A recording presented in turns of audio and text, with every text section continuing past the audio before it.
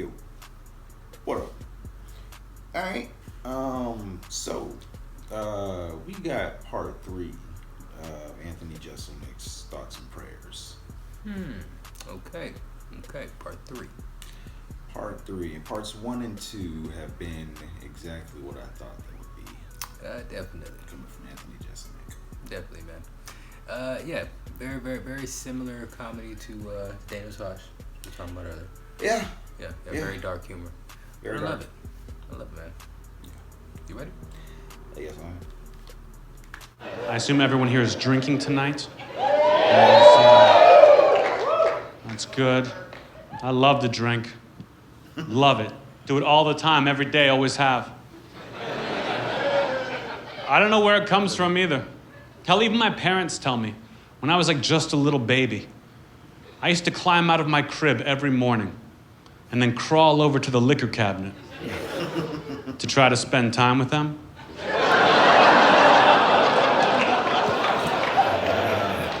I like San Francisco, so liberal. So liberal. Clap your hands here. Clap your hands if you own a gun. Oh, San Jose's in the house, huh?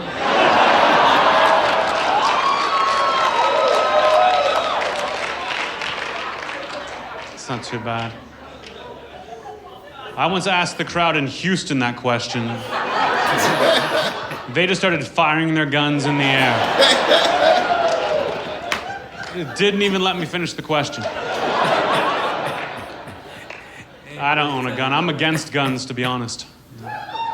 When I was a kid, my parents had a gun. My parents said we had to have a gun. Gotta have a gun to protect the 5 children. Gotta have a gun to protect our 5 children. Of course, they eventually got rid of it to protect their 4 children.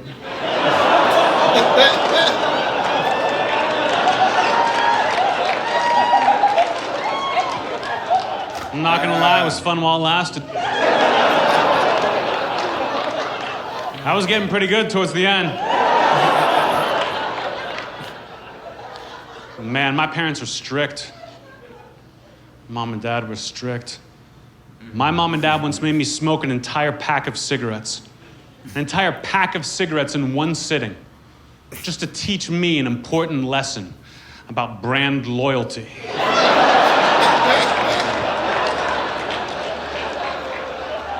Yeah, I learned a lot from my parents, especially my dad. Like, I'll never forget the first time I ever got a bad report card in school.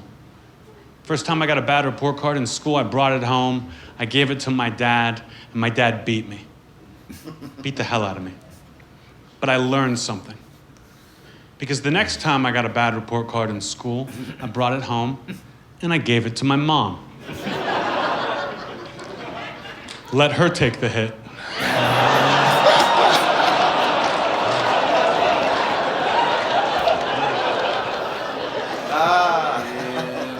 Yeah. My dad was a hard ass. One of those guys who believed that men just learn by doing things, you know? You don't take classes. You don't read the instructions. You just do it and you figure it out. Like when I was a kid, I never got to take swimming lessons. No, my dad would just pick me up and throw me in the water to teach himself CPR.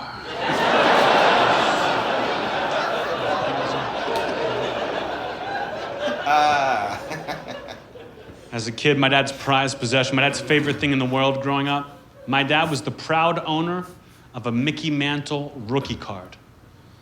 Mickey Mantle rookie baseball card, mint condition, kept it between 2 little pieces of plastic. But I was a kid.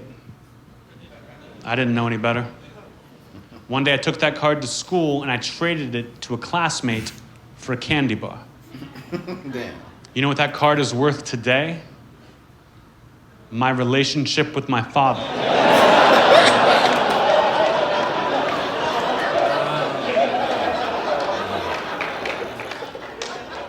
I mean it, my dad was no joke. My dad did not fuck around. My dad did not trust anybody. My dad did not trust anyone. In fact, he had a saying. but he wouldn't tell me.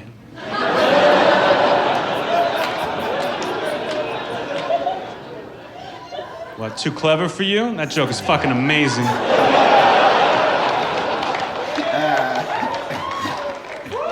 Last year was a sad year for my family.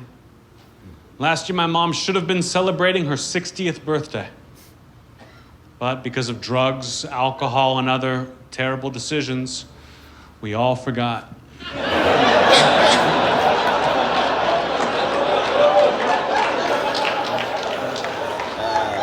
was sad. When I was a kid, I used to fantasize about getting older, growing up and having money, and buying my mom nice things for her birthday. When I was a kid, we were poor. So poor, I remember, just so I can go to my senior prom. I had to sell my US passport on the street. Sold my passport on the street for $300 to get to go to my prom. Of course, this was before 9/11, so my bad, everybody. Weird joke to clap for, but sure. My mom actually should have been on one of the planes that crashed on 9/11. I think.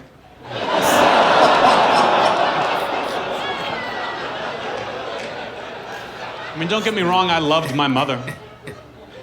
She was my mom, of course, I loved her. We fought a lot. My mom could be very racist. Very racist. And I do not tolerate racism. That's ignorance, and I hate that. Like when I was a kid, like 9 years old, I'd come home after school. Every once in a while, I'd bring a friend over to play with me at my house. Every once in a while, I'd bring a black friend over. And whenever I did that, my mom would act all weird. She'd pull me aside and say, "Anthony, who's your new friend? Is he a drug dealer?" And I would say, "Shut up, Mom, that's racist. Put your money away."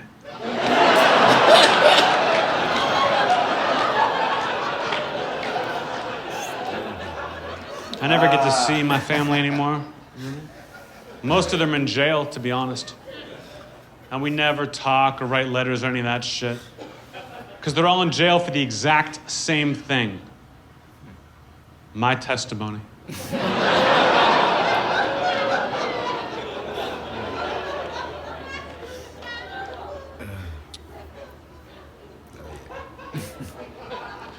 You. What's your name? Melissa, where you from? Santa Clara. Santa Clara, what do you do? I win things on the radio. You win things on the radio. Yeah. Follow-up question, how'd you get tickets to this? Let me ask you this. You ever find a body in the woods? You ever do that? No? It's okay. I have. I was walking through the woods one day and some poor bastard had stepped in a bear trap or something. I never told anybody about it, but I went back there a week later and he was dead. Yeah. I do crazy shit like that all the time. What can I say? I'm wacky. Hell, the other night I was driving my car. And I ran over a deer. A deer. Dear friend.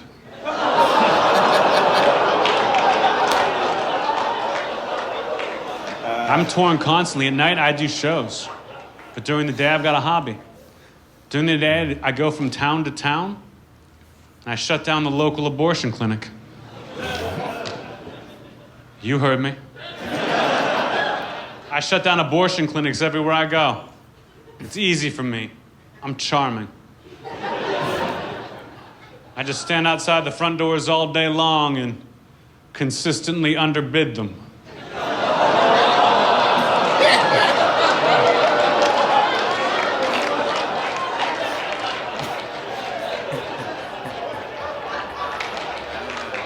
You guys mad about that one? It's gonna get so much fucking worse. Damn. Man. It's gonna get so much fucking worse. Yeah. Yeah, man. Yeah, these jokes, man. One of them wasn't even a joke. That nigga said, I was walking through the woods, saw somebody in a bear trap. I left him. Came back a week later, he was dead. That's not a joke. That's a... You just admitted negligent murder or something. I don't know. That's got to be something. Man. Yeah, he had a rough upbringing, man. He had a real rough upbringing, man. And he said, I ran over a dear friend. It's like, damn. Like he'll take you this direction, and then all of a sudden, it seems like he definitely like engages the audience, and it seems like the way that he says his jokes, like he'll change something in it depending on how the audience reacts. That's what I feel like he'll do. Like you know what I'm saying, where he'll like, you know, that's why he says it so slowly. Yeah. And he's just like, man, all right, they react like this, I'm gonna give them this. But yeah, totally funny, man. Totally funny. The setups, man. Clever dark humor, man. Yeah. Yes. This shit is Dry humor, but yeah, it's yeah, man. Still is very dark. Daniel Tosh was. I would have to say this. He's not as bluntly dark. You know what I'm saying? like Daniel Tosh was evil. Yeah. He was evil. Like he's on some other shit. Yeah, it But flows too freely with Daniel Tosh. Yeah.